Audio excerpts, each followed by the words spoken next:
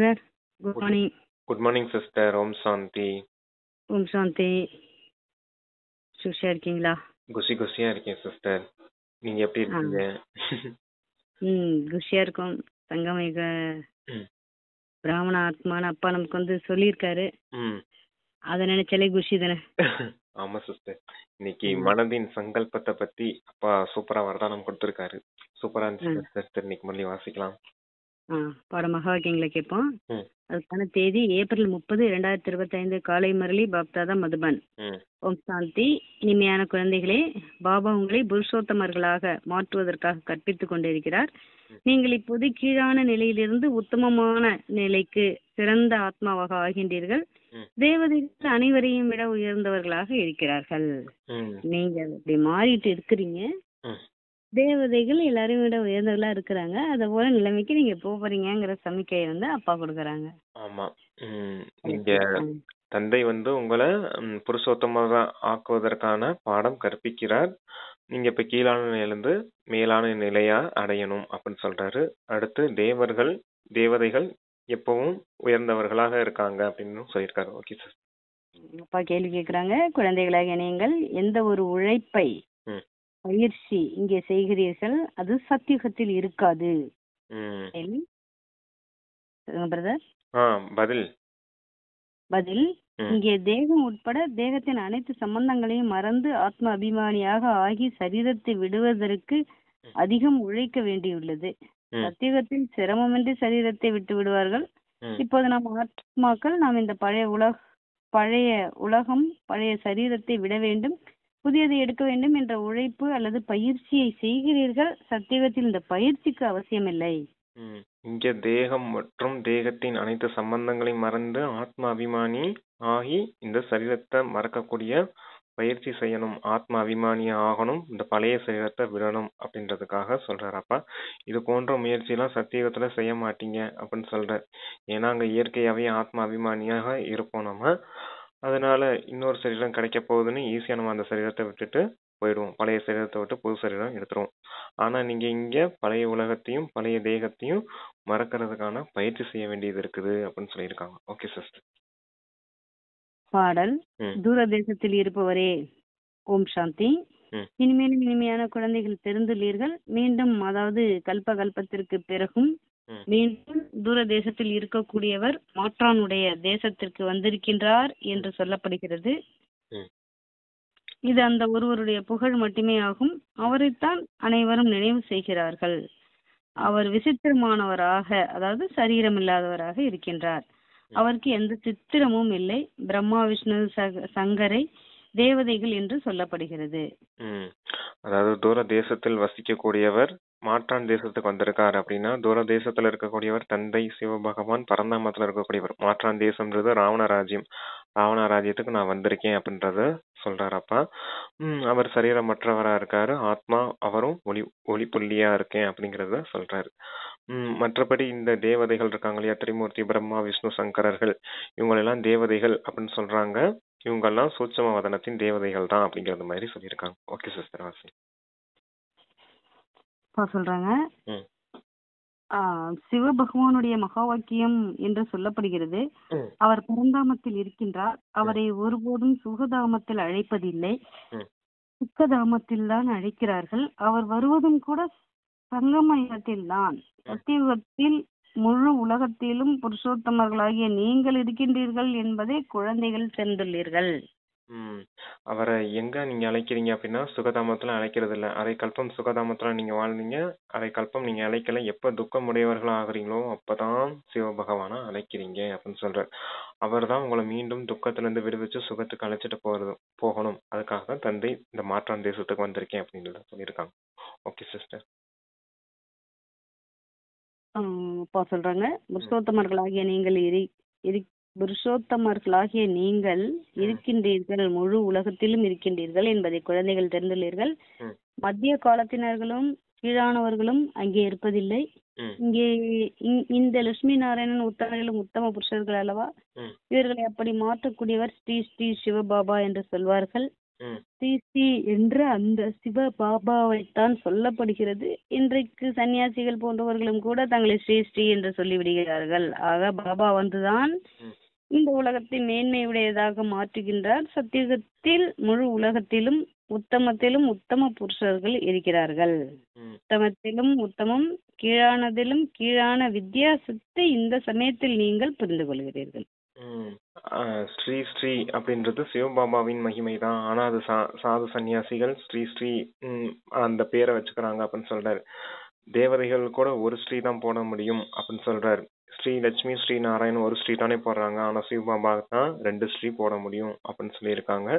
ஏன் அப்படி அவரை சொல்றாங்க டபுள் ஸ்ரீ போடுறாங்க அப்படின்னா, அவர் தான் இந்த தேவதைகளையே உருவாக்கி இருக்கார். மனிதன்ல இருந்து தேவதா நிலைக்கு உயர்த்துறவர் அவர்தான். அவர்தான் உத்தமத்திலும் உத்தமமானவரா இருக்காரு. அதனால தான் அவருக்கு டபுள் ஸ்ரீ போடுறாங்க அப்படின்னு சொல்லியிருக்காங்க. சாது சன்னியாசிங்க ஏற்கனவே சரீரம் தூய்மையற்றதா இருக்குது. அதுக்கும் அந்த பேருக்கும் பொருத்தமே இல்லாதவர்களா இருக்காங்க. தந்தை தான் இப்ப உங்களுக்கு எல்லா விஷயத்தையும் புரிய வச்சு இந்த பக்தி மார்க்கத்தின் இந்த குருமார்கள் கிட்ட இருந்தெல்லாம் உங்களை விடுவிச்சு தந்தை தன் பக்கமா கவர்ச்சி செய்யறார் அப்படின்றத சொல்றார். மனிதன்ல இருந்து தேவதை ஆகணும், புருஷோத்தமர்களா ஆகணும்னா தந்தையின் மூலமா தான் அடைய முடியும் அப்படிங்கறத சொல்லியிருக்காங்க. Okay sir. சத்தியுகத்தில் முழு உலகத்திலும் உத்தமத்திலும் உத்தம புருஷர்கள் இருக்கிறார்கள். உத்தமத்திலும் உத்தமம் மற்றும் தலைகீழானதிலும் கீழான வித்தியாசத்தை இந்த சமயத்தில் நீங்கள் புரிந்து கொள்கிறீர்கள். கீழான மனிதர்கள் தங்களுடைய தரக்குறைவை காட்டுகிறார்கள். நாம் என்னவாக இருந்தோம், இப்போது மீண்டும் நாம் சொர்க்கவாசிகள் புருஷோத்தமர்களாக ஆகி கொண்டிருக்கிறோம் என்பதை இப்போது நீங்கள் புரிந்து கொள்கிறீர்கள். இது சங்கம யுகம் ஆகும். இந்த பழைய உலகம் புதியதாக ஆகிறது என்ற எதிர்பார்ப்பு விருப்பம் உங்களுக்கு இருக்கிறது. பழையதிலிருந்து புதியது, புதியதிலிருந்து பழையதாக கண்டிப்பாக ஆகிறது. புதியதை சத்தியுகம் என்றும் பழையதை கலியுகம் என்றும் சொல்லப்படுகிறது. பழைய உலகம் எப்படி புது உலகமா மாறுது, புது உலகம் மீண்டும் எப்படி பழைய உலகமா மாறுது. பழைய உலகம்ன்றது கலியுகம், புது உலகம்ன்றது சத்தியுகம். இப்ப பழைய உலகத்துல இருக்கீங்க, நாளைக்கு புது உலகத்துக்கு போயிடுவீங்க அப்படின்னு சொல்றாரு. சரிங்க சிஸ்டர். பாபா தான் உண்மையான தங்கமாவார். உண்மையை சொல்லக்கூடியவர். அவரை சத்தியம் என்று சொல்கிறார்கள். அனைத்தையும் சத்தியமாக கூறுகிறார். ஈஸ்வரன் சர்வவியாபி என்று சொல்கிறார்களே, இது பொய்யாகும். பொய்யானதை கேட்காதீர்கள் என்று இப்போது பாபா கூறுகிறார். தீயதை கேட்காதீர்கள், தீயதை பார்க்காதீர்கள். ராஜ கல்வியின் விஷயம் தனிப்பட்டதாகும். அது அல்பகால சுகத்திற்கானதாகும். அடுத்த பிறவி எடுத்தால் மீண்டும் புதிதாக படிக்க வேண்டி இருக்கும். அது அல்பகால சுகமாகும். இது 21 பிறவிகளுக்கு 21 தலைமுறைக்கு ஆகும். தலைமுறை என்று சந்ததியை சொல்லப்படுகிறது. இங்கே ஒருபோதும் அகால மரணம் நடப்பது இல்லை. இங்க பாருங்கள் எப்படி அகால மரணம் நடந்துட்டு இருக்கு அப்படின்னு அடுத்த வரியில சொல்லியிருக்காரு பிரதர். தீயதை பார்க்காதீங்க, தீயதை கேட்காதீங்க அப்படின்னு சொல்றாரு. ஏன் தீயதை பார்க்காதீங்க, தீயதை கேட்காதீங்க அப்படின்னா, நீங்க இப்ப 21 பிறவிக்கான ஆஸ்தி அடையணும். இந்த உலகியல் கல்வி எல்லாமே ஒரு பிறவிக்கானதுதான். சரீரத்தை விட்டீங்கன்னா மறுபடியும் மீண்டும் முதல்ல இருந்து படிக்க வேண்டியது இருக்கும். அதுதான் இத பழைய உலகம்னு சொல்றாரு. இது அல்ப கால சுகத்தை கொடுக்கக்கூடிய ஒரு பிறவிக்கான சுகம் தான் இங்க கிடைக்கும். அதுவும் கூட பாதி துக்கம் தான் அனுபவிக்கிறது மாதிரி ஆயிடும். அதத்தான் கடலைன்னு சொல்லுவார் இல்லையா, அது கடலைக்கு சமமான ஒரு சுகம் தான் அப்படின்றத சொல்றாரு. ஆனா இந்த ராஜ கல்வி படிக்கிறீங்க அப்படின்னா 21 பிறவிக்கான பாக்கியத்தை அடையிறதுக்காக படிச்சுட்டு இருக்கீங்க. இது உங்களுக்கு நீண்ட கால பாக்கியம் இல்லையா அப்படின்றத சொல்லியிருக்காங்க. ஓகே, இங்க அகால மரணம் அங்க அகால மரணம் ஏற்படாது அப்படின்றது சொல்றாரு. அங்க மரணம் உடனே, அதாவது ஆக்சிடென்ட்டோ மற்றபடி இந்த தூக்கு போட்டு இறந்துக்கிறதோ அந்த மாதிரிலாம் இருக்குது இல்லையா, அந்த மாதிரி மரணம்லாம் எங்க சத்தியுகத்திலும் திரேதாயுகத்திலும் நடக்காது. அங்க நீண்ட ஆயுள் இருக்கும். ஆனா இங்க அகால மரணம் இருக்கும் இல்லையா அப்படிங்கறத சொல்லியிருக்காரு. இது மொத்தமாவே துக்கதாமம், அது சுகதாமம் அப்படின்னு புரிய வச்சிருக்காங்க.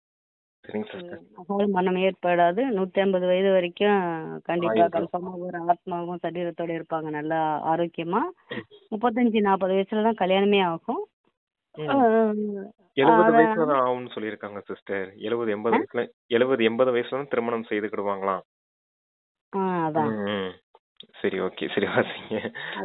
அதாவது 35-40 வயசுக்கு இருக்கும்போது அவங்களுக்கு திருமணம் அந்த ஆத்மாவுக்கு அப்படி ஒரு சங்கல்பம் வருமோ என்னமோ தெரியல. அதுல இருந்து விஷயம் பண்ணிப்பாங்க போல இருக்கு. நம்மளாம் இது பல இதுல சொல்றதுதான் இது.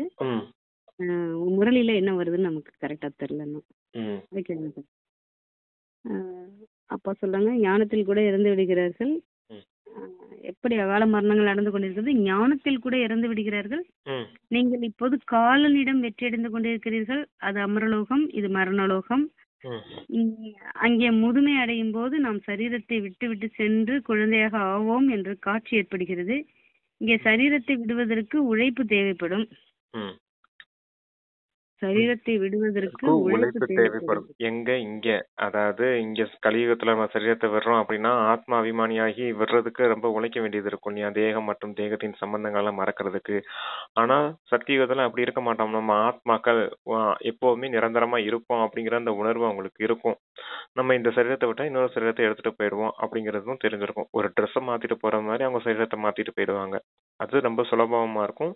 ஆனா இங்க தேகம்னு உணர்ந்தனால நம்ம இறந்துட்டா இனிமேல் எங்க போவோமோ அப்படின்னு தெரியாததுனால துக்கம் அடைகிறது மாதிரி ஆயிடும். அதனாலதான் இங்க உழைக்க வேண்டியது இருக்குது அப்படின்னு சொல்றேன்.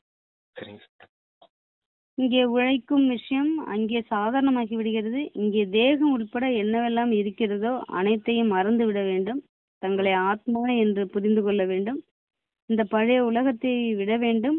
புதிய சரீரத்தை எடுக்க வேண்டும். ஆத்மா சதோப்பிரதானமாக இருந்தபோது அழகான சரீரம் கிடைத்தது. பிறகு காம சிதையில் அமர்ந்ததன் மூலம் கருப்பாக தமோப்பிரதானமாக ஆகிவிட்டீர்கள். எனவே சரீரமும் கூட கருப்பாக கிடைக்கிறது. அழகானவரிலிருந்து அழகற்றவராக ஷியாமாக ஆகிவிட்டீர்கள். கிருஷ்ணனுடைய பெயர் கிருஷ்ணரே ஆகும். பிறகு அவரை ஏன் ஷியாம் சுந்தர் என்று சொல்கிறார்கள்? கிருஷ்ணர் பேரு கிருஷ்ணர் தான். ஆனா ஷியாம் சுந்தர் ஏன்னு சொல்றாங்க அப்படின்னா, ஷியாம்னா கருப்பு, சுந்தர்னா வெள்ளை. எப்படி நீங்க கருப்புல இருந்து வெள்ளையாகிறீங்க, வெள்ளையில இருந்து கருப்பாகிறீங்க அப்படின்னு சொல்றாரு. சத்தோ பிரதான சரீரம் தேவதைகளுக்குரியது, அதனாலதான் அவங்க வெள்ளையா இருக்காங்க. இப்ப எல்லாருக்கும் தமோ பிரதான சரீரம் ஆயிடுச்சு. ஏன்னா 84 பிறவிகள் எடுத்துட்டு வந்து துவாபர யுகத்துல இருந்து தூய்மையற்ற நிலைக்கு காமஸ் இதையில ஏறினதுனால நீங்க மறுபடியும் கருப்பா மாற ஆரம்பிச்சிட்டீங்க. இப்ப மொத்தமா கருப்பாயிட்டீங்க அப்படின்னு சொல்றாரு. அதனாலதான் இது கருப்பு அப்படின்னு அங்க ஷியாம் சுந்தருக்கு உதாரணமா சொல்றாரு. ஷியாம்னா கருப்பு, இங்க இப்ப கருப்பாயிட்டீங்க, தந்தை வந்து உங்களை வெள்ளையா சுந்தரா மாத்துறேன் அப்படின்னு சொல்றேன். சரிங்க சிஸ்டர். சித்திரங்களில் கூட கிருஷ்ணனுடைய சித்திரத்தை கருப்பாக உருவாக்கி விடுகிறார்கள். ஆனால் அர்த்தத்தை புரிந்து கொள்வதில்லை. சதோபிரதானமாக இருந்த போது சுந்தரராக அழகாக இருந்தார் என்று இப்போது புரிந்து கொள்கிறீர்கள். இப்போது தமப்பிரதான சியாமாக கருமையாக ஆகியுள்ளார்.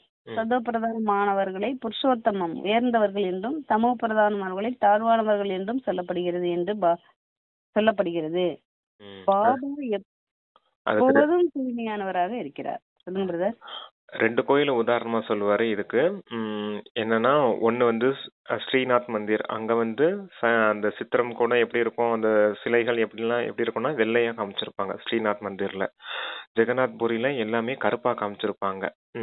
அதாவது அந்த சித்திரங்களும் சிலைகள் எல்லாமே கருப்பா இருக்கிறது மாதிரியும் அசுத்தமா இருக்கிறது மாதிரியும் காமிச்சிருப்பாங்க.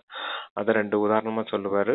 எப்படி தமோ பிரதானமாகுது, எப்படி சத்துவ பிரதானமா இருக்குது அப்படிங்கிற விஷயத்துக்காக அதை சொல்லுவாங்க. சரிங்க சிஸ்டர், வாசிங்க. சொல்றாங்க, அவர் அழகானவர்களாக மாற்றத்தான் வருகிறார். வழிபோக்கர் அல்லவா? கல்பமாக வருகின்றார். இல்லை என்றால் பழைய உலகத்தை யார் புதியதாக மாற்றுவார்கள்? இது தூய்மையற்ற மோசமான உலகமாகும். இந்த விஷயங்களை உலகத்தில் யாரும் தெரிந்திருக்கவில்லை. பாபா நம்மை புருஷோத்தமர்களாக மாற்றுவதற்காக கற்பித்துக் கொண்டிருக்கின்றார் என்பதை இப்போது நீங்கள் தெரிந்துள்ளீர்கள்.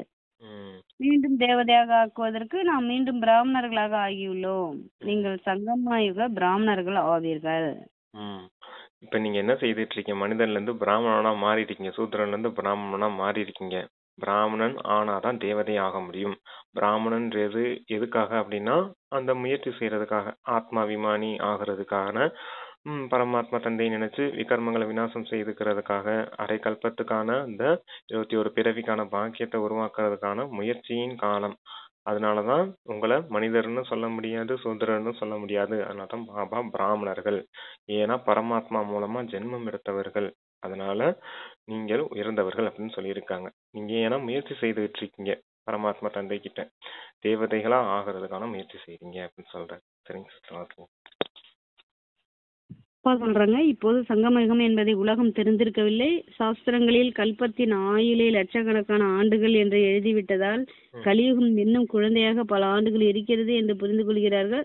நாம் இங்கே உத்தமராக கலியுக தூய்மையற்ற நிலையிலிருந்து சத்தியுக தூய்மையானவர்களாக, மனிதரிலிருந்து தேவதையாக ஆகி கொண்டிருக்கு ஆவதற்காக வந்திருக்கிறோம் என்பதை இப்போது நீங்கள் மனதில் புரிந்து கொள்கிறீர்கள். ஓகே சிஸ்டர், சொல்லிட்டு வாசிங்க எடுத்து. கிரந்தத்திலும் அந்த சீக்கியருடைய கிரந்தத்திலும் மகிமை இருக்கிறது. அழுக்கு துணியை துவைத்தார், ஆனால் கிரந்தம் படிப்பவர்கள் கூட அர்த்தத்தை புரிந்து கொள்வதில்லை. இந்த சமயத்தில் பாபா வந்து முழு உலகத்திலும் உள்ள மனிதர்கள் அனைவரையும் தூய்மையாக்குகிறார். நீங்கள் இந்த தந்தையின் முன்னால் அமர்ந்துள்ளீர்கள். பாபா தான் குழந்தைக்கு புரிய வைக்கிறார். இந்த படைப்பு மற்றும் படைப்பினுடைய ஞானத்தை வேறு யாரும் தெரிந்திருக்கவே இல்லை. பாபா தான் ஞானக்கடல். அவர் சத்தியமானவராக இருக்கிறார், உயிரோட்டமானவராக இருக்கிறார், மறுபிறவி அற்றவராக இருக்கிறார், அமைதி கடல், சுகக்கடல், தூய்மையின் கடலாக இருக்கிறார். வந்து இந்த ஆசை கொடுங்கள் என்று அவரைத்தான் அழைக்கின்றார்கள். அங்க டோவி அப்படின்னு சொல்லி வச்சிருக்காங்க எங்க கிரந்தத்தின் நூல்ல. பகவானும் சொல்லியிருக்காங்க அப்படின்னா அந்த டோவி வந்து என்ன காரியம் செய்வார் அப்படின்னு சொல்றாரு. அதுக்கு நல்ல உதாரணமா வேற மொழியெல்லாம் சொல்லுவாரு. உங்களை ஞானம் அப்படிங்கிற சோப்புனால உங்களுடைய ஆத்மா அப்படிங்கிற ஆத்மால இருக்கக்கூடிய அழுக்கெல்லாம் துணி துவைச்சு உங்களுக்கு திரும்பி ரிட்டர்னா கொடுப்பேன் அப்படின்றத சொல்லுவார். அதான் அங்க சொல்லி வச்சிருக்காங்க. அதுதான் உங்களுக்கு என்ன விஷயம்னே தெரியாது அப்படின்னு சொல்றாரு. இப்ப தந்தை வந்து முழு உலகத்துல இருக்கக்கூடிய அனைத்து ஆத்மாக்களையும் தூய்மையாக்கி வீட்டுக்கு அழைச்சிட்டு போக போறேன் அப்படின்றத சொல்லியிருக்காங்க. அவர் தான் ஞான கடலா இருக்காரு, சுகக்கடலா இருக்காரு, சாந்தியின் கடலா இருக்காரு. அவரால் தான் உங்களுக்கு இந்த விஷயத்தெல்லாம் சொல்ல முடியும். சுகத்தை அவரால் தான் கொடுக்க முடியும், அமைதியை அவரால் தான் கொடுக்க முடியும், ஞானத்தையும் அவரால் தான் கொடுக்க முடியும் அப்படிங்கிறதுதான் சொல்லியிருக்காங்க. சரிங்க சார். சோப்பு போட்டு துவைச்சாருன்னா அவருக்கு வந்து கடவுளுக்கு வந்து சோப்பு போட்டு நம்ம துணியை துவைக்கணும் அப்படின்னு சொல்லி நினைச்சேன். அது சோப்புன்றது ஞானம்ங்கிற சோப்புனால ஆத்மாங்கிற ஆளுக்கு கிளீன் பண்ணுவார். சொல்றேன், புதுசா கேக்குறவங்களுக்கு வந்து புரியுது, அதனால அதை நம்ம சொல்லினா ஓகே. உங்களுக்கு இப்போது பாபா 21 பிறவிக்கு ஆசி கொடுத்து கொண்டிருக்கிறார். இது அழிவற்ற படிப்பு. கற்றுத்தரக்கூடியவரும் அழிவற்றவர், அழிவற்ற தந்தை. நீங்கள் அரைக்கல்பம் ராஜ்யத்தை அடைகிறீர்கள், பிறகு ராவண ராஜ்யம் ஆகி விடுகிறது. அதுவே அரைக்கல்பம் ராஜ்யத்தை அடையிறீங்க, பிறகு அதுவே ராவண ராஜ்யமா ஆகிவிடுது. அரைக்கல்பம் ராமராஜ்யம், அரைக்கல்பம் ராவண ராஜ்யம் அப்படின்னு சொல்லியிருக்காங்கப்பா. ஓகே சிஸ்டர், சரி. அடுத்து உயிரினும் மேலானவர் ஒரு பாபாவே. அவர் ஏனென்றால் குழந்தைகளாகிய உங்கள் அனைவரையும் துக்கத்திலிருந்து விடுவித்து அளவற்ற சுகத்திற்கு அழைத்து செல்கிறார். அவர் எங்களுடைய உயிரினும் மேலான அன்பான பரலௌகீக தந்தை என்று நீங்கள் நிச்சயத்தோடு சொல்கிறீர்கள்.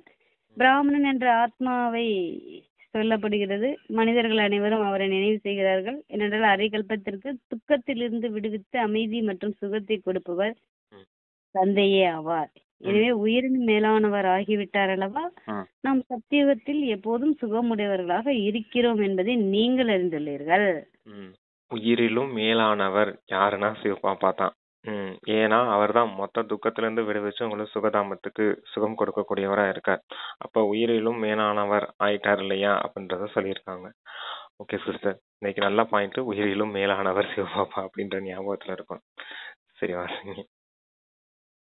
சொல்றாங்க, மற்றவர்கள் அனைவரும் சாந்தி தாமத்திற்கு சென்று விடுவார்கள். பிறகு ராவண ராஜ்யத்தில் துக்கம் ஆரம்பிக்கிறது. சாந்தி தாமத்திற்கு சென்று விடுவார்கள், பிறகு ராவண ராஜ்யத்தில் துக்கம் ஆரம்பிக்கிறதுன்னு கொடுத்திருக்கிறாரு. இல்ல, ராமராஜ்யத்தின் அப்படியா? சரி, மாத்தி கொடுத்திருக்காங்க. ஓகே, அது தப்பா இருக்குது. என்ன சொல்லணும் அப்படின்னா, சுகமுடையவர்களாக இருக்கிறோம், நாம் சத்தியுகத்தில் எப்போதும் சுகமுடையவராக இருக்கோம்னு சொன்னாரு. நீங்க மற்றவர்கள் அனைவரும் சாந்தி தாமத்திற்கு சென்று விடுவார்கள் சொன்னாரு. பிறகு ராவண ராஜ்யத்தில் துக்கம் அது என்ன சொல்றாரு? அது என்ன சொல்றாருன்னா, அந்த இல்ல ஃபர்ஸ்ட் என்ன சொல்றாருன்னா, நீங்க சுகதாமத்துக்கு போயிடுவீங்க. இங்க மற்றவங்க முயற்சி செய்யாதவங்களா இருக்காங்களே, அவங்க சாந்தி தாமம் போயிடுவாங்க. அடுத்து துக்கம் ஆரம்பிக்கும் போது தேவதைகளான நீங்க துக்கத்துக்கு வந்துருவீங்க. அப்புறமேல் தான் சாந்தி தாமத்துல இருக்கவங்க இந்த துக்க தாமத்துக்கு, அதாவது ராவண ராஜ்யத்துக்குள்ள ஜென்மம் எடுக்க ஆரம்பிப்பாங்க அப்படிங்கறத சொல்றாரு. அடுத்த லைன் வாசிங்க, அது உங்களுக்கு தெரியும், புரியும். பிறகு ராவண ராஜ்யத்தில் துக்கம் ஆரம்பிக்கிறது. துக்கம் மற்றும் சுகத்தின் விளையாட்டாக இங்கே இருக்கிறது. இங்கேதான் அவ்வப்போது சுகம், அவ்வப்போது துக்கம். அபி சுகம், அபி துக்கங்கிற மாதிரி அவ்வப்போது துக்கம் இருக்கிறது என்று மனிதர்களை புரிந்து கொள்கிறார்கள். ஆனால் கிடையாது. சொர்க்கம் தனிப்பட்டது, நரகம் தனிப்பட்டது என்பதை நீங்கள் தெரிந்துள்ளீர்கள். அதான் சுக துக்கத்தின் விளையாட்டா இருக்குது இந்த டிராமா. சுகதாமம் தனிப்பட்டதா இருக்குது, துக்கதாமம் தனிப்பட்டதா இருக்குது. சுகதாமத்தை தான் சொர்க்கம், சத்தியுக திரேதாயுகம்னு சொல்றோம். நரகம் அப்படிங்கிறது தான் துவாபர கலியுகம், அதான் துக்கதாமம் அப்படின்றத சொல்றான் அப்படின்றது சொல்லியிருக்காங்க. சரிங்க சார், ரெண்டும் தனித்தனிப்பட்டது. ஆனா அது இந்த டிராமாவுக்குள்ள அடங்கி இருக்குது, 5000 வருஷம் டிராமாவுக்குள்ள அடங்கி இருக்குது அப்படின்னு சொல்றேன். ஓகே. சொர்க்கத்தை தந்தை ராமர் ஸ்தாபனை செய்கிறார், நரகத்தை ராவணன் ஸ்தாபனை செய்கிறான். ம். அவனை வருடா வருடம் எரிக்கிறார்கள். ஆனால் ஏன் எரிக்கிறார்கள், அவன் என்ன பொருள் போன்ற எதையும் தெரிந்திருக்கவில்லை. ம். எவ்வளவு செலவு செய்கிறார்கள். ராமனுடைய சீதா பகவதியை ராவணன் கவர்ந்து சென்று விட்டான் என்று எவ்வளவு கதைகளை அமர்ந்து சொல்கிறார்கள். ம். மனிதர்கள் அப்படி நடந்திருக்கும் என்று புரிந்து கொள்கிறார்கள். ம். இந்த ராமாயண கதையெல்லாம் சொல்றாங்க இல்லையா, ராவணன் சீதையை கடத்திட்டு போயிட்டான் அப்படின்னு. இது எல்லாமே சரீர ரீதியான விஷயங்களா இருக்குது.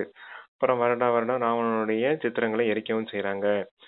எந்த விஷயம் எதுன்னு அவங்களுக்கு ஒண்ணுமே புரியாது, இருந்தாலும் காரியம் செய்துட்டு இருக்காங்க. ஆனா பாபா சொல்றார் நமக்கு, 5 விகாரங்கள்ங்கிற ராவணன் உங்களுடைய எதிரி, அதனால எரிக்கிறாங்க. ஆனா அந்த விஷயம் அவங்களுக்கு தெரியாது. ஆணிடம் 5 விகாரங்கள் இருக்குது, பெண்ணிடம் 5 விகாரங்கள் இருக்குது. அதான் இணைந்த ரூபமா 10 தலை ராவணனா காமிச்சிருக்காங்க. ஆத்மாக்கள், நீங்க எல்லோரும் சீதைகள். ஆத்மாக்களை ராவணன் கடத்திட்டு போயிட்டான், 5 விகாரங்களுக்கு வசமாக்கிட்டான். அதுதான் அந்த கதையில எல்லாமே உடல் ரீதியான கதையா ஆக்கி வச்சிருக்காங்க. ஆனா எல்லாமே ஆத்ம ரீதியான கதையா இருக்குது. ஆத்ம சீதைகளான உங்களை இப்ப ஆத்ம ராமன் வந்து விடுவிக்கிறார். ராவண ராஜ்யத்திலிருந்து ராவணன் கிட்ட இருந்து விடுவிக்கிறார். இந்த காரியம்தான் உண்மையிலே ஆத்மாவுக்கான விஷயமா இருக்குது. இது பக்தி மார்க்கத்துல வரும்போது அந்த உடல் ரீதியான ஒரு சின்ன கதையை எழுதி வச்சுட்டாங்க. இத கூட மனிதர்கள் கேட்டுட்டு ஆச்சரியப்பட்டுட்டு இருக்காங்க. சத்தங்கள்லாம் போன்றவையெல்லாம் நடத்திட்டு இருக்காங்க அப்படின்னு சொல்றேன். சரிங்க சிஸ்டர். ராமருங்கிறது சர்வசக்திகள் நிறைந்த ஒரு மன்னர், நாட்டை ஆள்ற ஒரு ராஜா. அவரோட ஒய்ஃபையே அவரு காப்பாத்திக்க முடியலன்னா அப்ப நம்ம நாட்டுல மக்களை எப்படி அவர் காப்பாத்துவாருங்கிற மாதிரி புரிஞ்சுக்கிட்டா கூட இங்க நம்ம புரிஞ்சு போயிடும். அப்ப அவர் ராஜ்யத்துல இல்ல இல்லையா, அவர் காட்டுக்குள்ள எல்லாம் போயிட்டாரு. அதத்தான் சொல்லுவார். அப்ப துவாபர கலியுகத்தை காடு சுடுகாடு அப்படின்னு சொல்லுவார். சுடுகாடுன்னு கலியுகத்தை சொல்லுவாரு. அந்த காடுன்றது தனிமைப்படுத்தப்பட்டது, ஒரு முள்காடு போல அப்படின்னு சொல்லுவார். முள்காடுன்னு என்னது, இந்த முற்கள் 5 விகாரங்களை தான் முற்கள் அப்படின்னு சொல்லுவார். அந்த முற்கள்ல இருந்து தந்தை மலரா மாத்திரையும் அப்படின்னு சொல்லுவார் இல்லையா ஒரு இடத்துல. இந்த முள்காடுல போய் நீங்க மாட்டிக்கிட்டீங்க ராவண ராஜ்யத்துல அப்படின்னு சொல்லுவார். சரிங்க சிஸ்டர், சரி வாசிங்க. சொல்றாங்க, இப்போது நீங்கள் அனைவருடைய தொழிலையும் தெரிந்துள்ளீர்கள். இந்த ஞானம் உங்களுடைய புத்தியில் இருக்கிறது. முழு உலகத்தின் வரலாறு புவியியலை எந்த ஒரு மனிதனும் தெரிந்திருக்கவில்லை. பாபா தான் தெரிந்திருக்கிறார். அவரை உலகத்தை படைத்தவர் என்றும் சொல்ல முடியாது. உலகம் இருக்கவே இருக்கிறது. பாபா வந்து இந்த சக்கரம் எப்படி சுற்றுகிறது என்ற ஞானத்தை மட்டும்தான் கொடுக்கிறார். உலகம் எப்பவுமே இருக்குது. உலகம் அந்த பிளானட்ஸ், சன்னு, எர்த்து, அந்த 9 பிளானட்ஸ் இருக்கா, எல்லாமே இருக்கதான் செய்யுது. அது எப்பவுமே அனாதியாவே இருக்குது. ஆனா நான் வந்து இதெல்லாம் உருவாக்குறது இல்ல. நான் வந்து இந்த சக்கரத்தின் விஷயத்த மட்டுமே உங்களுக்கு சொல்லி புரிய வைக்கிறேன். இந்த சக்கரத்தை மட்டுமே டர்ன் பண்ணி விடுறேன் கலியுகத்துல இருந்து சத்தியமா அப்படின்றது சொல்லியிருக்காங்க. Okay sister. பாரதத்தில் இந்த லட்சுமி நாராயணுடைய ராஜ்யம் இருந்தது. பிறகு என்ன ஆனது? தேவதைகள் யாருடனாவது சண்டையிட்டார்களா என்ன? எதுவும் இல்லை. அரை கல்பத்திற்கு பிறகு ராவண ராஜ்யம் ஆரம்பமானதின் மூலம் தேவதைகள் இறங்கும் மார்க்கத்தில் சென்று விடுகிறார்கள். மற்றபடி யாரோ யுத்தத்தில் தோற்கடித்தார்கள் என்பதெல்லாம் இல்லை. படை போன்றவற்றின் விஷயம் எதுவும் இல்லை. சண்டையின் மூலம் ராஜ்யத்தை அடையவும் இல்லை, இழக்கவும் இல்லை. யோகத்தில் இருந்து தூய்மையாக ஆகி தூய்மையான ராஜ்யத்தை நீங்கள் ஸ்தாபனை செய்கிறீர்கள். மற்றபடி கைகளில் எந்த பொருளும் இல்லை. இது இரட்டை அகிம்சையாகும். ஒன்று தூய்மையின் அகிம்சை, மற்றொன்று நீங்கள் யாருக்கும் துக்கம் கொடுப்பதில்லை. அது என்னன்னா, அங்க தேவர்களுக்கும் அசுரர்களுக்கும் இடையில சண்டை நடந்துச்சு. அப்ப தேவர்கள் அசுரர்களை வெற்றி அடைஞ்சு ராஜ்யத்தை அடைஞ்சுக்கிட்டாங்க அப்படின்ற மாதிரி காமிச்சிருக்காங்க அந்த சாஸ்திரங்கள் போன்றவைகள்ல. தேவர்கள் ஒன்னும் சண்டையிடல அப்படின்றத சொல்ற. தேவர்களுக்கு அசுரர்களுக்கு இடையில சண்டையெல்லாம் நடக்கல. நீங்க இப்ப சங்கம யுகத்துல நீங்க என்ன காரியம் செய்றீங்க, இதுவும் ஆத்மாவுக்கான விஷயம்தான். மனம் புத்தினால அசுர குணங்களை எல்லாம் தோற்கடிச்சு தெய்வீக குணங்களை உருவாக்குறீங்க இல்லையா. இத கூட பக்தி மார்க்கத்துல தேவர்களுக்கும் அசுரர்களுக்கும் இடையில சண்டை ஏற்பட்டது மாதிரி காமிச்சிருக்காங்க. நீங்க யோக பலத்தின் மூலமா ராஜ்யத்தை அடையிறீங்க, ஏன்னா நீங்க டபுள் அஹிம்சையாளர்கள் அப்படின்றத சொல்றார். ஹிம்சைக்கான விஷயம்லாம் எதுவும் கிடையாது அப்படின்னு சொல்லியிருக்காங்க. ஒன்னு தூய்மையின் அஹிம்சை, இன்னொன்னு என்ன சிஸ்டர் சொன்னார், 2 சொன்னாரே. துக்கம் கொடுப்பதில்லை, அந்த அதோட ஒன்னு தூய்மையின் விஷயம், இன்னொன்னு துக்கம் யாருக்கும் கொடுப்பதில்லை அப்படிங்கறத சொல்லியிருக்காங்க. ஓகே சிஸ்டர், அதான் டபுள் அஹிம்சை அப்படின்னு சொல்லியிருக்காங்க. சரி வாசி. ம். ம். நம்ம கோயில்ல மூர்த்திகள் கூட பார்த்தோம்னா அந்த இதெல்லாம் வச்சிருக்காங்க, அஸ்திர சஸ்திரங்கள், அந்த இதெல்லாம் காட்டு ஆயுதங்கள். வாள் அதெல்லாம் ஆயுதங்கள். ம். ஆனா அந்த ஆயுதங்கள் எல்லாமே வெளியில யாரையும் குத்துற மாதிரி இருக்காது, தனக்குள்ளே தன்னை வந்து நோக்கி இருக்கிற மாதிரி தான் இருக்கும். அந்த ம். அது அதுக்குள்ள அதை ஆத்மாவுக்கான நம்ம விஷயம். ம். அதான் சொல்றேன், அதை ம். நம்ம சிந்தனை பண்ணா கூட எப்படி தன்னை தானே தானே நோக்கி இருக்கு அப்படின்னு கேட்டா கூட நமக்கு ஞானத்தை கொஞ்சம் சொல்றதுக்கு அந்த ஈஸியா இடத்துலயும் வாய்ப்பு இருக்கும். இருக்கு. ம். ம். அப்போ சொல்றாங்க, அனைத்திலும் கடுமையான இம்சை காமகோடாரி வீசுவதாகும், அதுதான் முதல் கடைசி வரை துக்கம் கொடுக்கிறது. ம். ராவண ராஜ்யத்தில் தான் துக்கம் ஆரம்பமாகிறது, வியாதிகள் ஆரம்பமாகி விடுகிறது. எவ்வளவு அதிக வியாதிகள் இருக்கின்றன, அநேக விதமான மருந்துகள் வந்து கொண்டே இருக்கிறது, நோயற்றவர்களாக ஆகிவிட்டார்கள். ம். நீங்கள் இந்த யோக பலத்தின் மூலம் இருத்தொரு பிறவிக்கு நோயற்றவர்களாக ஆகிவிடுகிறீர்கள். இங்கே துக்கம் அல்லது வியாதியின் பெயர் அடையாளம் இருப்பதில்லை, அதற்காகவே படுத்துக் கொண்டிருக்கிறீர்கள். பகவான் நமக்கு கற்பித்து பகவான் பகவதியாக மாற்றிக் கொண்டிருக்கிறார் என்பதை குழந்தைகள் நீங்கள் புரிந்துள்ளீர்கள். ம். படிப்பும் கூட எவ்வளவு சகஜமா இருக்கு. அரை முக்கால் மணி நேரத்தில் முழு சக்கரத்தின் ஞானத்தை புரிய வைத்து விடுகிறார். ம். யார் 84 பிறவிகளை எடுக்கிறார்கள் என்பதையும் நீங்கள் தெரிந்துள்ளீர்கள். ம். காம கோடாரிய வீசுறதுதான் மிகவும் அந்த துக்கம் கொடுக்கக்கூடிய காரியம். அதுதான் உங்களை முதல் இடைக்கடை துக்கம் கொடுத்தது. இந்த காம கோடாரிய வீசுறதுனாலதான் மிகப்பெரிய துக்கம் உடையவர்களா ஆயிட்டீங்க அப்படின்றத சொல்லியிருக்காங்க. அடுத்து இந்த படிப்பும் கூட எவ்வளவு எளிமையானதா இருக்குது, உங்களுக்கு ஈஸியா புரிஞ்சுக்க முடியுது இல்லையா? அரை மணி நேரம் 3/4 மணி நேரம் தந்தை வரேன் அப்படின்னாலும் தந்தை அந்த நிமிஷத்துல புரிய வச்சிடறேன் இல்லையா உங்களுக்கு, இந்த முழு சிருஷ்டியின் கதையையும் இந்த ஆத்மா விஷயத்தையும் பரமாத்மா தந்தையின் விஷயத்தையும் இந்த டிராமாவின் விஷயத்தையும் நல்ல விதத்துல புரிய வச்சிடறேன் இல்லையா? பக்தி மார்க்கத்துல இந்த விடுபடுத்தி உங்களை ஞான மார்க்கத்துக்கு கொண்டுட்டு வந்து உங்களை தேவதையாக்குறதுக்கான ஒரு படிப்பு, நல்ல விதமான படிப்பு உங்களுக்கு கிடைச்சிருது இல்லையா அப்படின்னு சொல்லியிருக்காங்க. Okay sister washing. நம்ம இந்த துவாபரத்துல இருந்து சரீரம்னு நினைக்கனால சரீரத்துக்கு இந்த நோய்கள்லாம் வருது, அநேகமா மருந்தெல்லாம் கண்டுபிடிச்சிட்டு இருக்கிறாங்க. இது யோக பலத்தின் மூலம் 21 பிறவிக்கு நோயற்றவர்களாக ஆயிட்டு இருக்கீங்க அப்படிங்கிற சமிக்கையை இங்க கொடுக்குறாரு. ஆமா, உங்களுக்கு ஹெல்த் கிடைக்குது, வெல்த் கிடைக்குது, ஹாப்பினஸ் 3 கிடைக்குது, ஆரோக்கியம், செல்வம், மகிழ்ச்சி அப்படின்னு சொல்லுது. சரி கிடைக்குது. வாசிங்க. சொல்றாங்க, பகவான் நமக்கு கற்பிக்கிறார், அவர் நிராகாரமானவர், அவருடைய உண்மையான பெயர் சிவன், நன்மை செய்பவர் அல்லவா, அனைவருக்கும் நன்மை செய்பவர், சத்கதியை வழங்கும் வள்ளலாக இருக்கிறார், உயர்ந்திலும் உயர்ந்த தந்தை, உயர்ந்திலும் உயர்ந்த மனிதர்களாக மாற்றுகின்றார். பாபா கற்றுக் கொடுத்து புத்திசாலிகளாக வெளியில் சென்று கற்றுக் கொடுங்கள் என்று கூறுகிறார். புத்திசாலிகளாக ஆக்கி வெளியில் போய் சொல்லி கொடுங்க அப்படின்னு சொல்றாரு. சேவை செய்யுங்க, நீங்க படிச்சா மட்டும் பார்த்தாது, மத்தவங்களுக்கும் சொல்லி கொடுங்க அப்படின்னு சொல்லியிருக்காரு. இந்த பிரம்மகுமாரிகளுக்கு கற்பிப்பவர் சிவபாபா ஆவார். பிரம்மாவின் மூலம் உங்களை தத்தெடுக்கிறேன். பிரஜாபிதா பிரம்மா எங்கிருந்து வந்தார், இந்த விஷயத்தில் தான் குழப்பமடைகிறார்கள். பல பிறவியின் கடைசியில் இவரை பிரம்மாவை தத்தெடுக்கிறேன் என்று கூறுகிறார். நிறைய பிறவிக்கு யார் எடுத்தது? இந்த லட்சுமி நாராயணன் தான் முழுமையாக 84 பிறவிகள் எடுத்தார்கள். இந்த குமாரிகளுக்கு பாடம் கற்பிக்கிறது யாரு? சிவபாபா. இந்த லட்சுமி நாராயணன் யாரா இருக்காங்க? இந்த குமாரிகளா இருக்கவங்க நாளைக்கு அந்த தேவதைகளா மாறுறாங்க. இந்த குமாரிகளா இருக்கவங்க தேவதைகளா மாறுறாங்க. அந்த தேவதைகள் தான் 84 பிறவிகள் எடுத்து மீண்டும் தூய்மையற்ற நிலைக்கு போயிடுறாங்க அப்படின்றத சொல்றாரு. அதாவது ஆத்மா சத்துவராஜ தமோ நிலை இறங்கி வருது அப்படின்னா இந்த வர்ணங்களின் விஷயம் கூட அப்படி இருக்குது. தேவதையா இருந்தா நாம ஹாஃப் கேஸ்ட் தேவதையாகிறோம், அப்புறமேல் மனிதர்களா மாறுறோம், அப்புறம் மனிதர்கள்னா அந்த வைசியர்களா மாறுறோம், அப்புறம் சூத்திரர்களா மாறுறோம் அப்படிங்கிற இந்த விஷயத்த அப்படியே சொல்லி புரிய வைக்கிறார். சரிங்க சொல்றாங்க, முழுமையாக 84 பிறவிகள் எடுத்திருக்கிறார்கள். யாரு? அந்த லட்சுமி நாராயணன். இப்ப கிருஷ்ணரை சியாம் சுந்தர் என்று சொல்லி விடுகிறார்கள். நான் தான் சுந்தராக இருந்தோம், பிறகு 2 கலைகள் குறைந்தது, கலைகள் குறைந்து இப்போது எந்த கலையுமே இல்லாதவர்களாக இருக்கிறோம். இப்போது தமோ பிரதானத்திலிருந்து மீண்டும் எப்படி சதோ பிரதானமாக ஆவது? பாபா கூறுகிறார், என்னை நினைவு செய்தீர்கள் என்றால் தூய்மையாகி விடுவீர்கள். இந்த ருத்ர யஜ்யம் என்பதையும் தெரிந்துள்ளீர்கள். யஜ்யத்தில் பிராமணர்கள் வேண்டும். குழந்தைகளாகி நீங்கள் உண்மையான பிராமணர், உண்மையான கீதை சொல்லக்கூடியவர்கள். ஆகையினால்தான் நீங்கள் உண்மையான கீதா பாடசாலை என்று எழுதுகிறீர்கள். இது ருத்ர ஞான யஜ்யமா இருக்குது. இங்கதான் தந்தை உண்மையான கீதை கற்பிக்கிறாரு. அந்த கீதையின் ஞானத்தை நீங்களும் சொல்றதுனால தான் நீங்களும் கூட உங்க சென்டர்ல பேர் வச்சிருக்கீங்க உண்மையான கீதா பாடசாலை அப்படின்னு சொல்லியிருக்க.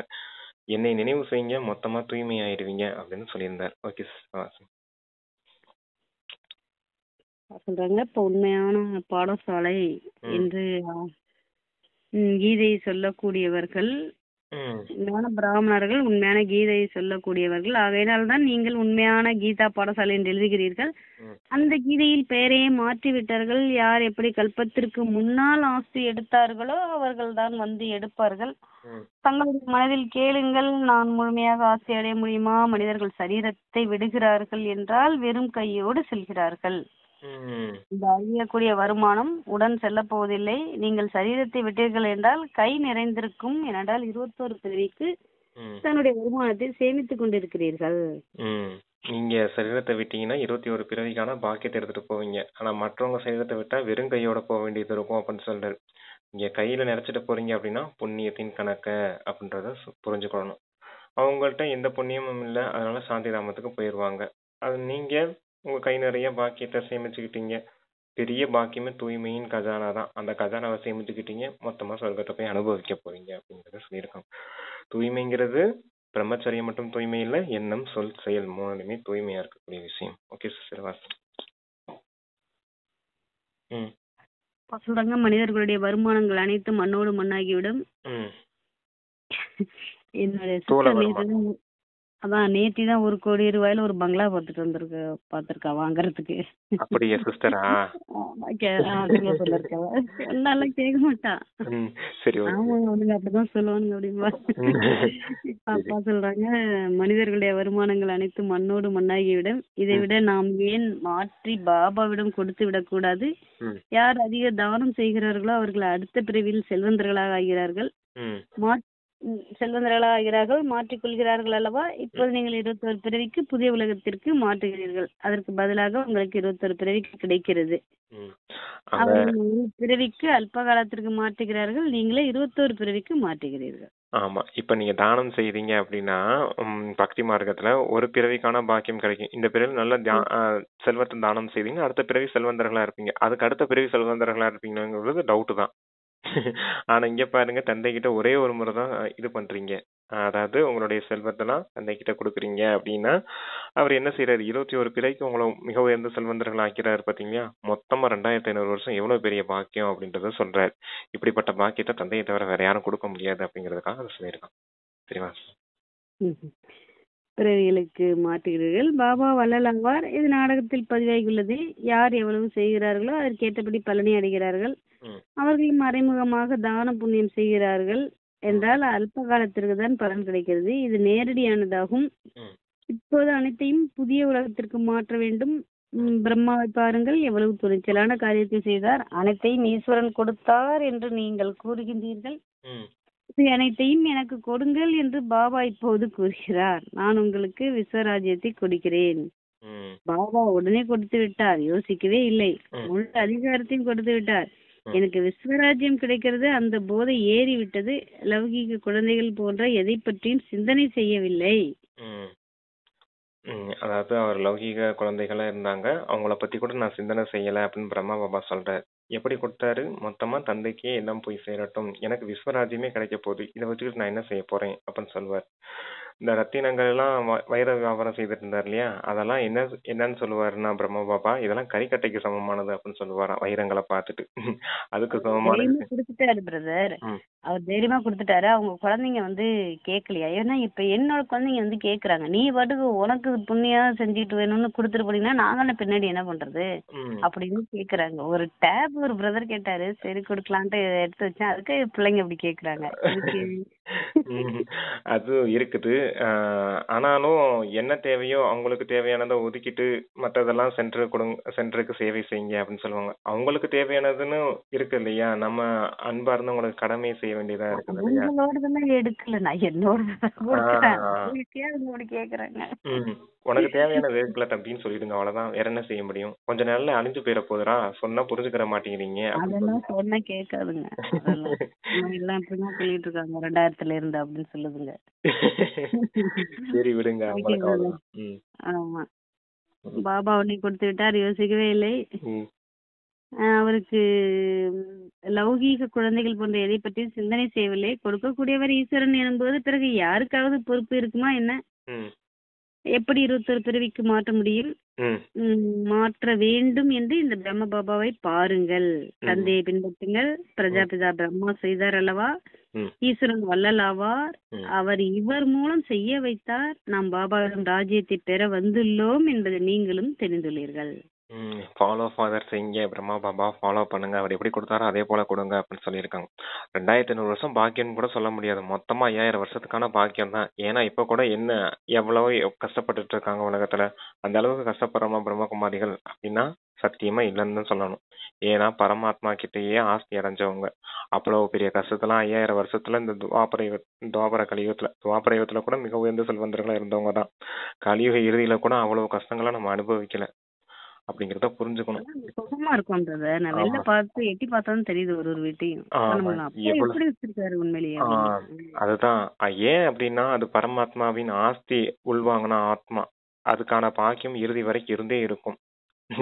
இருந்தாலும் இந்த முழு கல்பத்துக்குமே நம்ம எடுக்கிறோம். ஆமா 21 பிறவிங்கிறது அவர் பாபா பிக்ஸ்டு நமக்கு கொடுக்கறாரு. பிக்சர்னு கொடுக்கற அதுக்கப்புறம் துவாபர யுகத்துல இருந்து நம்ம செய்யற இப்ப செய்யற அந்த புருஷார்த்தம் தான் துவாபர யுகத்துல இருந்து நம்மளை காப்பாத்தி இந்த இறுதி வரைக்கும் சங்க கலியுக கடைசி வரைக்கும் வருது நமக்கு. தூய்மையான பாக்கியத்தை தான் பாபா 21 பிறவி 21 பிறவின்னு சொல்றாரு. நம்ம தூய்மையற்ற ரீதியில வந்தாலுமே பாபா கிட்ட ஆஸ்தி வாங்கின அந்த பாக்கியம் இருந்தே இருக்கும் அப்படிங்கறதையும் புரிஞ்சுக்கணும். Okay sister. சொல்றாங்க, நாளுக்கு நாள் நேரம் குறைந்து கொண்டே செல்கிறது. அப்படிப்பட்ட சங்கடங்கள் வரும், கேட்கவே கேட்காதீர்கள். அப்படி ஏதேனும் நமக்கு நேர்ந்து விடக்கூடாது என்று வியாபாரிகளின் சுவாசத்தை தன் பிடியில் வைத்துள்ளனர். போர் வீரர்களின் முகத்தை பார்த்து மனிதர்கள் மயங்கி விடுகிறார்கள். இன்னும் போக போக அதிகம் துன்புறுவார்கள். தங்கம் போன்ற எதையும் வைத்துக் கொள்ள விட மாட்டார்கள். மீதம் உங்களிடம் என்ன இருக்கும்? எதையும் வாங்குவதற்கு பணமே இருக்காது. காகித பணம் போன்றவையும் உதவாது. ராஜ்யம் மாறிவிடுகிறது. கடைசியில் மிகுந்த துக்கமுடையவர்களாகி இருக்கிறார்கள்.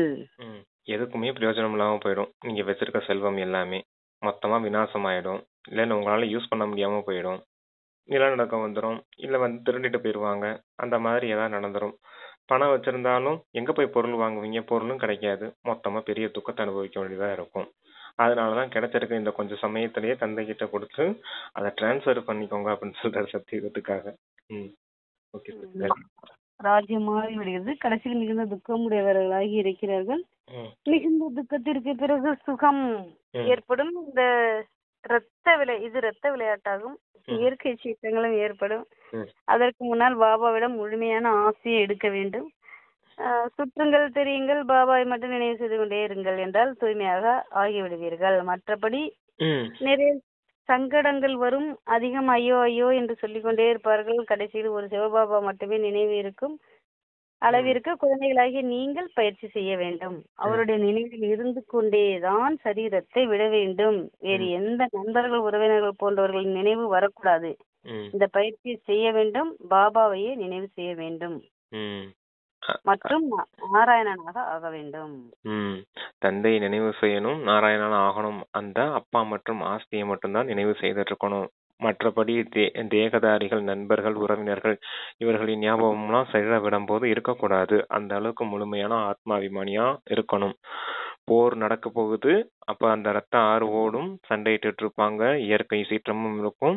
இந்த சமயத்துல உங்களால முழுமையான ஆத்மாபிமான நிலையில இருக்க முடியுமா அப்படின்றத பாத்துக்கோங்க. எப்பவுமே இந்த தந்தை மற்றும் ஆஸ்தி நினைவுலயே நீங்க சரீரத்தை விடணும் அப்படின்னு சொல்லியிருக்காங்க. Okay sister. இப்ப சூழ்நிலை நல்லா இருக்கும் போதே புருஷார்த்தம் பண்ணிக்கங்கன்னு நமக்கு சொல்றாரு. ஆமா வேண்டும். இந்த பயிற்சியை அதிகம் செய்ய வேண்டும். இல்லை என்றால் அதிகம் பச்சாதாபப்பட வேண்டியிருக்கும். வேறு யாருடைய நினைவும் வந்தது என்றால் தோற்றத்தை போலாகும். யார் தேர்ச்சி பெறுகிறார்களோ அவர்கள் தான் வெற்றி மூலையில் கோர்க்கப்படுகிறார்கள். பாபாவை எந்த அளவுக்கு நினைவு செய்கிறோம் என்று தங்களுக்குள் கேட்க வேண்டும். கைகளில் ஏதாவது இருந்தது என்றால் அது கடைசி காலத்தில் நினைவிற்கு வரும். கைகளில் ஏதும் இல்லை என்றால் நினைவிற்கு வராது. என்னிடத்தில் எதுவும் இல்லை என்று பாபா கூறுகிறார். அதாவது கையில எதாவது வச்சிருந்தீங்கன்னா, அதாவது பொருள் செருப்பு வச்சிருந்தா கூட ஐயோ அந்த செருப்பு எல்லாம் நம்ம இன்னும் போட்டு பாக்கலையேன்னு எனக்கு 2 போன் வச்சிருப்பேன். அந்த 2 போன்ல எதுக்கு நமக்கு 2 ஃபோனு? இந்த ஃபோன் ஞாபகம் இறுதியில வந்துச்சா என்ன ஆகும்? அப்படின்ற மாதிரிலாம் யோசிச்சுட்டு இருப்போம். அது போல சொல்றாரு. கையில ஏதாவது வச்சிருந்தீங்க அப்படின்னா, ஏன்னா கையில அதிகமா ஃபோன தானே வச்சிருப்போம் நம்ம. அதனால எனக்கு அப்படி ஞாபகம் வந்துச்சு. அதான் கையில ஏதாவது வச்சிருந்தீங்கன்னா, உங்களுக்கு அதனுடைய ஞாபகம் தான் வந்திருக்கும். அதனால பாருங்க என் கையில எதுவுமே இல்ல. அதே போல உங்க கையிலயும் எதுவும் இருக்கக்கூடாது அப்படின்னு சொல்றாரு. இங்க வெறும் ஆத்மா தான் அப்படிங்கிறதுக்காக அத மெயின் பண்ணி சொல்லியிருக்காங்க. சரிங்க சிஸ்டர். என்னிடத்தில் எதுவும் இல்லை என்று பாபா கூறுகிறார். இது நம்மளுடைய பொருள் இல்லை. ம். அந்த உலக ஞானத்திற்கு பிரதர் அந்த பொருள் கூட நம்ம போன் நினைக்க கூடாது. அது பாபாவுடைய போன். அதை யூஸ் பண்ணிக்கிட்டு இருக்குது அப்படின்னு நினைச்சுக்கிடணும். அதான் சேவைக்கு கொடுத்துருக்காரு. எப்ப வேணாலும் இதை நம்ம அவர் கேட்கும்போது கொடுத்துடணும். எதை போனவா? ஆமா, சேவை முடிஞ்சிட்டுனா நம்ம யூஸ் பண்ண முடியாது. நிறைய நேரம் வரும்போது சரி இனிமே நம்ம போன் பண்ண யூஸ் பண்ண முடியாதுங்கிற நமக்கு இயல்பான மனநிலையை பாபா உண்டு பண்ணிடுவாரு. ஈஸியா தூக்கி போட்டுருவோம். உடனே அப்பாவுடைய தான். ஏன்னா உடலை கூட அப்பாவுக்கு அர்ப்பணம் பண்ணிருக்கோம். அப்புறம் என்ன இந்த போன் பொருள்னா. ஓகே சிஸ்டர், சரி வாசிங்க. என்னிடத்தில் எதுவும் இல்லை என்று பாபா கூறுகிறார். இது நம்மளுடைய பொருள் இல்லை. அந்த உலக ஞானத்திற்கு பதிலாக இதை பாபா சொல்லும். ஞானத்தை எடுத்தீர்கள் என்றால் 21 பிறவிக்கு ஆஸ்தி கிடைத்துவிடும். இல்லை என்றால் சொர்க்கத்தின் ராஜ்யத்தை இழந்து விடுவீர்கள். நீங்கள் இங்கே பாபாவிடம் ஆசையை எடுக்கத்தான் வருகிறீர்கள். கண்டிப்பாக தூய்மையாக ஆகத்தான் வேண்டும். இல்லை என்றால் தண்டனை அனுபவித்து கணக்கு வழக்கை முடித்து விட்டு செல்வீர்கள். பதவி எதுவும் கிடைக்காது. ஸ்ரீமத் படி நடந்தீர்கள் என்றால் கிருஷ்ணரை மடியில் ஏந்துவீர்கள். புது வார்த்தை இது முரளியில. ஸ்ரீமத் ஏன்னா கிருஷ்ணரை போன கணவன் வேணும், குழந்தை வேணும் அப்படின்னு தானே தவம் இருந்துட்டு இருக்காங்க. அப்ப நீங்க தூய்மையா இருந்தீங்க, தந்தை கொடுக்கக்கூடிய ஸ்ரீமத் படி நடந்தீங்கன்னா நீங்க முழுமையான ஒரு பாக்கியம் உடையவர்களா ராயல் ஃபேமிலியில போகக்கூடியவங்களா இருப்பீங்க. அப்ப கிருஷ்ணர் வந்து உங்க மடியில விளையாடுவார் இல்லையா? அவர் உங்களுக்கு மகனா இருப்பாரு. இல்லாட்டினா உங்களுக்கு தந்தையா கூட இருக்கக்கூடிய வாய்ப்பு இருக்குது இல்லையா? அப்ப அவர் உங்க மடியில, நீங்க ஒண்ணு அவர் மடியில நீங்க விளையாடலாம், இல்ல அவர் உங்க மடியில விளையாடலாம். எவ்வளவு பெரிய பாக்கியம் கிடைக்குதுன்னு பாருங்க அப்படின்றத சொல்லிடுறாங்க. சரிங்க சார், சரியா? கணக்கு வழக்க நல்லா முடிச்சிருங்க. தூய்மையாகணும். அதாவது கர்ம கணக்கு வந்து 3 வழியில முடிக்கலாம் அப்படின்னு சொல்லி அப்பா சொல்லியிருக்காங்க. ஒண்ணு வந்து யோக பலத்திலேயே முடிக்கிறது, இன்னொன்னு வந்து நோய்வாய்ப்பட்டு ஆரோக்கிய கம்மி நோய்வாய்ப்பட்டு முடிக்கிறது, இன்னொன்னு வந்து இந்த மத்தவங்க நம்மள அவமானப்படுத்தணுங்க பேசுறாங்க பாத்தீங்களா, அவமானப்படுத்துறாங்க பாத்தீங்களா, பொறுமையா அமைதியா தாங்கிக்கும் போது நம்ம கர்ம கணக்கு முடிஞ்சிருமா. இது வந்து ஸ்தூலத்துல. அது வந்து சூட்சுமத்துல வந்து தர்மராஜபுரி. அது அது இங்க ஸ்தூலத்துல இப்படி நம்ம வந்து 3 வகையில வந்து கழிச்சிடலாமா. அது வந்து ஃபர்ஸ்ட் பெஸ்ட் இல்லையா இந்த யோக பலத்துல கழிக்கிறது. அதுதான் நம்ம வந்து மனசுல வச்சுக்கணும். 3 வரும் சிஸ்டர் டெஸ்ட் பேப்பர். ஒண்ணு நினைவுனால அழிக்கிறது வரும், மற்ற சகோதரர்கள் வந்து அவமானப்படுத்துறது மாதிரியும் ஒரு சூழ்நிலை அமையும், நோய்வாய்ப்பட வேண்டியதாகவும் இருக்கும் அப்படிங்கறதையும் புரிஞ்சுக்கணும். ஆனா நினைவுல இருந்து நம்ம அமைதியா தாங்கிக்கணும். தாங்கிட்டோம்னா அதுல நம்ம கணக்கு கழிதுன்னு சொல்றாருலப்பா. கஷ்டப்பட்டு தாங்கணும்னு அவசியம் இல்ல. அவங்க எதை பேசுவாங்க, இந்த தேக ரீதியான விஷயத்த தான் பேசுவாங்க. நான் ஆத்மாவால இருக்கேன் அப்படிங்கிற உணர்வு கரெக்டா இருந்துச்சுன்னா இதெல்லாம் உங்களுக்கு ஃபீலிங் ஆகுது. நீங்க தான் மொத்தமா ஆமா ஃபீலிங் ப்ரூஃப் ஆயிடுவீங்க நீங்க. அதனால அதையும் கூட அனுபவிக்க வேண்டியது கிடையாது. அதனாலதான் துக்கத்தை எடுத்துக்கிடாதீங்க அப்படின்னு சொல்லுவார். இங்க துக்கம் கொடுக்கறதுல யாருக்கும் ஏன் துக்கத்தை எடுத்துக்கிறீங்கன்னு கேட்பாரு. அப்ப அங்க ஃபீலிங் ப்ரூஃபா இல்ல, நம்ம ஆத்ம உணர்வுல இல்ல. ஆத்ம உணர்வுல இருந்தோம்னா ஃபீலிங் ப்ரூஃபா இருக்கும், துக்கத்தை எடுத்துக்கிட மாட்டோம் அப்படின்னு சொல்லுங்க, புரிஞ்சுக்கணும். அதை கஷ்டப்பட்டு நம்ம இவங்க அவமானப்படுத்துறாங்களே நான் தாங்கிக்கிடணுமே அப்படின்னு நினைச்சுக்கிட்டீங்கன்னா அது ரொம்ப கஷ்டமா இருக்கும். நமக்கு ஏதோ அடிமைத்தனம் போல ஃபீல் ஆகும். அது கூட மைண்ட் செட்ல நம்ம வெளில வந்துட்டோம். அதெல்லாம் நமக்கு இல்ல வந்துட்டோம். அதெல்லாம் நம்ம இது நமக்கு புதுசா வரவங்க இருக்கும். புதுசா வரவங்க நம்ம ஃபீல் பண்ணலாம். அந்த மைண்ட்ல எல்லாம் வெளில வந்துச்சு பிரதர். நிறைய வந்தாச்சு. Okay brother. ஸ்ரீமத் படி நடந்தீர்கள், கிருஷ்ணரை படி இருந்தீர்கள் சொல்கிறார்கள் அல்லவா. கிருஷ்ணரை போல் கணவன் வேண்டும், குழந்தை வேண்டும் என்று சிலர் நல்ல விதத்தில் புரிந்து கொள்கிறார்கள், சிலர் தலைகீழாக பேசிவிடுகிறார்கள். அச்சா, ஓம் சாந்தி. ஓகே, அப்பா மற்றும் ஆஸ்தியை நினைவு செய்யுங்க. அதை மட்டும் நல்லா மீன் பண்ணி சொல்லியிருக்காரு. அல்லா மற்றும் பேய் அப்படின்னு சொல்லுவார் இல்லையா, அல்லா மற்றும் ஆஸ்தி அதை நினைவு செய்யுங்க அப்படின்னு சொல்லியிருக்காங்க. ஓகே வாசிங்க சிஸ்டர். இனிமேலும் இனிமையான காணாமல் போய் கண்டெடுக்கப்பட்ட செல்ல குழந்தைகளுக்கு தாயும் தந்தையுமான பாப்தாதாவின் அன்பு நினைவுகள் மற்றும் காலை வணக்கம். ஆன்மீக குழந்தைகளுக்கு ஆன்மீக தந்தையின் நமஸ்காரம், ஆன்மீக தந்தைக்கு ஆன்மீக குழந்தைகளின் நமஸ்தே நமஸ்தே. தாரணைக்கு 2 பாயிண்ட்ஸ் கொடுத்துருக்காங்க. அந்த ஃபர்ஸ்ட் பாயிண்ட் வந்து எப்படி பிரம்ம பாபா தன்னுடைய அனைத்தையும் மாற்றி முழு அதிகாரத்தையும் பாபாவிற்கு கொடுத்து விட்டார், யோசிக்கவில்லை. அப்படி பாபாவை பின்பற்றி 21 பிறவிக்கான பலனை சேமிக்க வேண்டும். ஃபாலோ பிரம்மா பாபா அப்படின்னு ஸ்ரீமத் கொடுத்திருக்காரு. Baba follow father. அதான் ஃபாலோ பிரம்மா பாபா, பிரம்மா தந்தை தானே. சரி, ஓகே. அவர் அவரு எப்படி செல்வத்தெல்லாம் தந்தை கிட்ட கொடுத்தாரு, 21 பிறவிக்கான ராஜ்ய பாக்கியத்தை அடைஞ்சார், அதே போல நீங்களும் செய்யணும் அப்படின்னு சொல்லியிருக்காங்க. சரிங்க சிஸ்டர். அதுலயே ரெண்டாவது செகண்ட் பாயிண்ட், கடைசி காலத்தில் ஒரு பாபாவை தவிர வேறு எந்த பொருளும் நினைவு வராமல் இருப்பதற்கு பயிற்சி செய்ய வேண்டும். நம்முடையது எதுவும் இல்லை, அனைத்தும் பாபாவுடையது. அல்ஃப் மற்றும் பே, அல்லாஹ் மற்றும் ஆஸ்தி இந்த நினைவின் மூலம் தேர்ச்சி பெற்று மாலையில் வர வேண்டும், வெற்றி மாலையில் வர வேண்டும் சொல்லியிருக்காரு. ஆமா, வெற்றி மாலையில வரணும் அப்படின்னா தந்தை மற்றும் ஆஸ்தியை நல்ல விதத்துல நினைவு செய்யணும் அப்படின்னு சொல்லியிருக்காங்க. இந்த நினைவுல இருந்தீங்க அப்படின்னா வெற்றி மாலையின் மணியா கோர்க்கப்பட்டுருவீங்க அப்படின்னு சொல்லியிருக்காரு. Okay sister. அப்போ வரதானம் கொடுக்குறாங்க, மனதின் மீது முழு கவனம் செலுத்தக்கூடிய உயரும் கலையின் அனுபவி, உலகை மாற்றுபவராகுக. இப்போது கடைசி நேரத்தில் மனதின் மூலம் தான் உலக மாற்றத்திற்கான நிமித்தமாக வேண்டும். எனவே இப்போது மனதின் ஒரு சங்கல்பம் கூட வீணாகி போகாமல் அதிகம் இழந்து விட்டீர்கள் என்றாகிவிடும். ஒரு சங்கல்பத்தையும் கூட சாதாரணமாக விஷயம் என நினைக்காதீர்கள். தற்போதைய சமயம் சங்கல்பத்தின் குழப்பம் கூட பெரிய குழப்பமாக எண்ணப்படும். ஏனென்றால் இப்போது சமயம் மாறிவிட்டது, புருஷார்த்தத்தின் வேகமும் கூட மாறிவிட்டது என்றால் சங்கல்பத்தில் தான் முற்றுப்புள்ளி வைக்க வேண்டும். எப்போது மனிதன் மீது இவ்வளவு கவனம் எப்போதும் மனதின் மீது இவ்வளவு கவனம் வைக்கப்படுகிறதோ அப்போது உயரும் கலை மூலம் உலகை மாற்றுவராக ஆக முடியும். உங்களுடைய மனம்தான் மிகவும் முக்கியமானது உலக மாற்றத்தின் காரியம் செய்யறதுக்கு. அப்ப அந்த மனதின் மீது அவ்வளவு கவனம் இருக்கணும் அப்படின்னு சொல்றாரு. இப்போ ஒரு சங்கல்பத்தை வீணடிக்கிறீங்கன்னா ஒரு சங்கல்பத்தை வீணடிக்கல, பல விஷயங்களை வீணடிக்கிறீங்க அப்படின்றது அப்பா சொல்லியிருக்காரு. அப்ப அந்த அந்த எண்ணத்துக்கு அந்த சங்கல்பத்துக்கு அவ்வளவு கவனம் கொடுக்கணும் அப்படின்னு சொல்லியிருக்காரு. அந்த சங்கல்பம் அப்படிங்கிறது உடனே நமக்கு என்ன ஒரு விஷயம் வந்தாலும் வீணா போக விடாம டக்குன்னு ஃபுல் ஸ்டாப் வைக்கிறது அளவுக்கு இருக்கணும். நம்ம எது நடந்தாலும் விகாரத்தின் சங்கல்பம் மனதில் வருதுன்னா தந்தை கிட்ட புத்தி போகணும். வீண் சங்கல்பம் வருதுன்னா டிராமான்னு ஃபுல் ஸ்டாப் வைக்கிறதுக்கு நமக்கு பயிற்சி அதிகமா இருக்கணும். வீண் சங்கல்பம் செய்யக்கூடாது அப்படின்னு சொல்றாரு. ஏன்னா இப்ப சமயம் மாற்றம் அடைஞ்சிருக்குது. இப்போ உங்களுடைய புருஷார்த்தத்தின் வேகமும் தீவிரமா ஆகணும். அதற்கு இந்த மனதின் மூலமா முற்றுப்பள்ளி வைக்கக்கூடிய இந்த விஷயங்கள் உங்களுக்கு முழுமையா தாரணையா இருக்கணும். இந்த மனதின் மூலமா தான் உலக மாற்றம் செய்ய வேண்டியதா இருக்குது. அப்ப இந்த மனதிற்கு அதிகமான கவனம் கொடுங்க அப்படின்னு சொல்றாரு.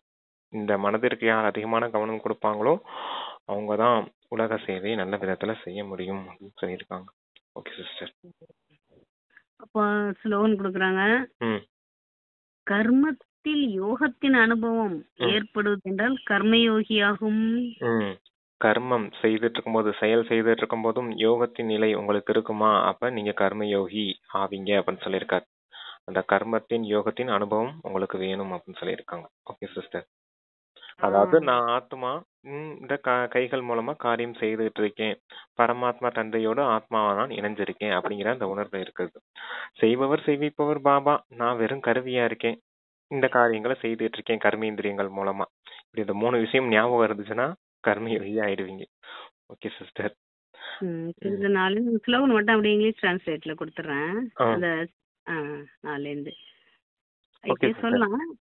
அவ்யக்தரா இணைந்த ரூபத்தின் நினைவு மூலம் சதா வெற்றியாளராகுங்கள்.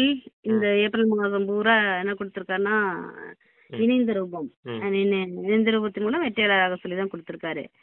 நீங்கள் மற்றும் பாபா இந்த இணைந்த ரூபத்தை அனுபவம் செய்து கொண்டு சதா சுபபாவனை, சிரேஷ்ட விருப்பம், சிரேஷ்ட வார்த்தை, சிரேஷ்ட திருஷ்டி, சிரேஷ்ட கர்மத்தின் மூலமாக விஸ்வ கல்யாணக்காரி உலக நன்மை செய்பவர் சொரூபத்தை அனுபவம் செய்வீர்களானால் ஒரு நொடியில் அனைத்து பிரச்சனைகளுக்கும் தீர்வு காண முடியும். சதா ஒரு ஸ்லோகம் நினைவு வைக்க வேண்டும். பிரச்சனையை உருவாக்கவும் மாட்டேன், பிரச்சனையை பார்த்து தடுமாறவும் மாட்டேன், நானும் தீர்வு சொரூபமாக இருப்பேன், மற்றவர்களுக்கும் கூட தீர்வு தருவேன். இது இந்த ஸ்மிருதியானது உங்களை வெற்றி சொரூபமாக ஆக்கிவிடும் அப்படின்றிருக்காரு. அதாவது சத்தியுகத்துல எல்லாருமே தீர்வு சொரூபமா இருப்பாங்க. அந்த சம்ஸ்காரத்தை இப்ப நமக்கு வளர்க்கறாரு எல்லாருமே. இப்ப பாபா மற்றும் நீங்க இணைந்து சொரூபமா இருக்கணும். சதா சுபபாவனை உடையவர்களா இருக்கணும். சிரேஷ்ட விருப்பம், சிரேஷ்ட திருஷ்டி, சிரேஷ்ட வார்த்தை, சிரேஷ்ட கர்மா, இது எல்லாமே உங்களுக்குள்ள இருக்கணும். இப்படி இருந்துச்சுன்னா நீங்க விஸ்வ கல்யாணக்காரி அப்படிங்கிற சொரூபத்துல இருப்பீங்க அப்படின்னு சொல்றாரு. விஸ்வ கல்யாணக்காரி அப்படிங்கிற சொரூபத்துல இருந்தீங்க அப்படின்னா ஒரு நொடியில அந்த பிரச்சனைகளுக்கெல்லாம் தீர்வு காண முடியும்.